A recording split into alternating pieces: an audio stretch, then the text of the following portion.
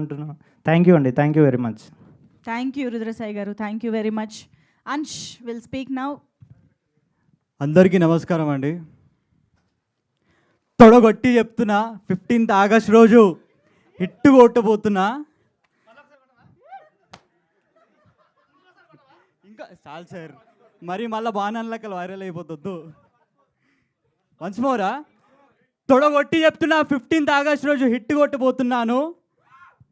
So 7th class నుంచి నేను స్కూల్లో డ్రామాస్ చేసేవాడిని అండి.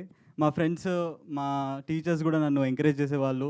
అరే బాగుంటావురా, చాలా బాగా చేసావు యాక్టింగ్, చూడడానికి కూడా చాలా స్మార్ట్ ఉంటావు, మంచి అంటే హీరో ఉన్న మెటీరియల్ నువ్వు. సో నేను ఆఫ్టర్ 10th నేను I guess I might be repeating my self that నేను 5-6 ఇయర్స్ నుంచి పాస్ట్ 5-6 ఇయర్స్ నుంచి నేను ఆడిషన్స్ ఇస్తూ వచ్చా. సో ఇది like starting of my stage. కృష్ణానగర్లో ఆడిషన్స్ జరుగుతున్నాయి ఫర్ ద మెయిన్ లీడ్. వాళ్ళు కాస్టింగ్ కాల్ అయితే 9:30 అని చెప్పారు టైము. బట్ నేను అంటే నా ప్లాన్ ఏంటంటే నేను 8:30కి వెళ్ళిపోతా, అందరికంటే ముందు వెళ్ళి ఆడిషన్ ఇచ్చి సెలెక్ట్ అయిపోదామని నా ప్లాన్. ఫుల్ కాన్ఫిడెన్స్తో వెళ్ళా. అక్కడ వెళ్ళేసరికి నాలాంటి కాన్ఫిడెన్స్ ఉన్న వాళ్ళు ఒక 100 మంది ఉన్నారు. సరే ఇంకా ఆడిషన్ డీటెయిల్స్ ఇచ్చి వెళ్ళి ఆ లైన్లో చేరాను. 9:30కి స్టార్ట్ అయింది ఆడిషన్. నా టైం అంటే నా నంబర్ వచ్చేసరికి 3:34 అయిపోయింది. ఇంకా ఆ రోజు లంచ్ కూడా చేయలే నేను, బికాజ్ ఎక్కడ మళ్ళీ నా ఛాన్స్ వస్తే మళ్ళీ నేను ఉండకపోతే, అవైలబుల్గా ఉండకపోతే వేరే వాళ్ళకి నా నంబర్ ఇచ్చేస్తారని. సో ఇంకా అలాగున్నా అక్కడ. దెన్ ఆడిషన్ రూమ్లోకి వెళ్ళా. ఇంకా మళ్ళీ అంటే ఆడిషన్లో ఉన్న భాగంగా then again I game my details. మళ్ళీ లెఫ్ట్ లుక్ అన్నారు, రైట్ లుక్ అన్నారు. దాని తర్వాత మళ్ళీ ఆడిషన్ ఇట్లా స్టార్ట్ చేయబోతున్నా ఒక నోన్ యాక్టర్ వచ్చారు రూమ్లో.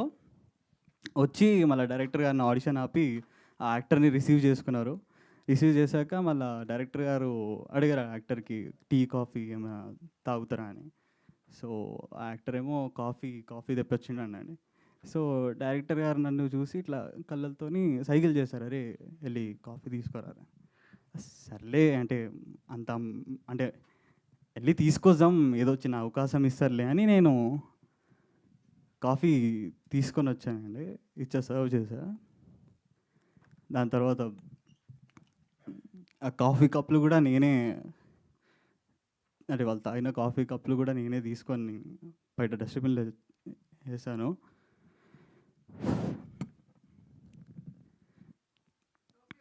అంటే ఆ అవకాశం కూడా నాకు రాలే అన్న.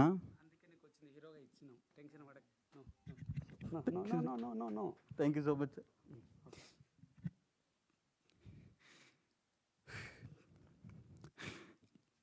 నా అభిమాని సార్. నువ్వు కాపీ కప్పులు కదరా, మేము బాత్రూమ్కి అయినాం. ఈయన డైరెక్టరు ఇట్లా పోతాడు.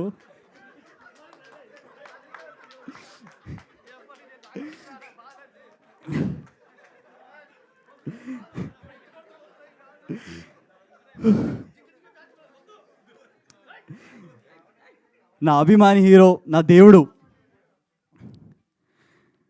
చిరంజీవి గారిని గుర్తుపెట్టుకొని నా గుండెలు పెట్టుకొని ఇలాంటి బాధలు ఎన్నో భరించానండి. చిరంజీవి గారికి కూడా ఎన్నో బాధలు వచ్చాయి, అడ్డొచ్చాయి. అప్పుడు వాళ్ళు మెగాస్టార్ అయ్యారు. అని అందరికి ఒకటే చెప్తున్నా, చిరంజీవి గారిలాగా కలమ్మ తల్లికి నేను కిరీటాన్ని కావాలని అనుకోవట్లేదు. కలమ్మ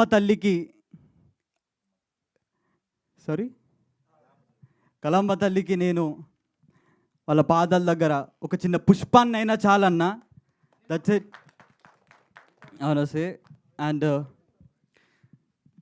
నా జర్నీ ఇప్పుడే స్టార్ట్ అయింది అన్న. ఇంకా నా లైఫ్ బుక్లో ఫస్ట్ పేజ్ సురేష్ బాబు గారి పేరుతో ఒక పెద్ద హెడ్లైన్స్తో మొదలైంది.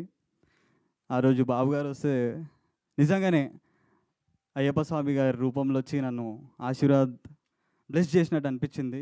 Sir thank you so much sir for everything sir, for everything, for trusting us, for trusting me, for trusting our Hushaar Pittal team. So thank you so much అందరికీ. ఇంకా నన్ను నమ్మి మా డైరెక్టర్ గారు, ప్రొడ్యూసర్ గారు ఒక అద్భుతమైన పాత్ర ఇచ్చారు.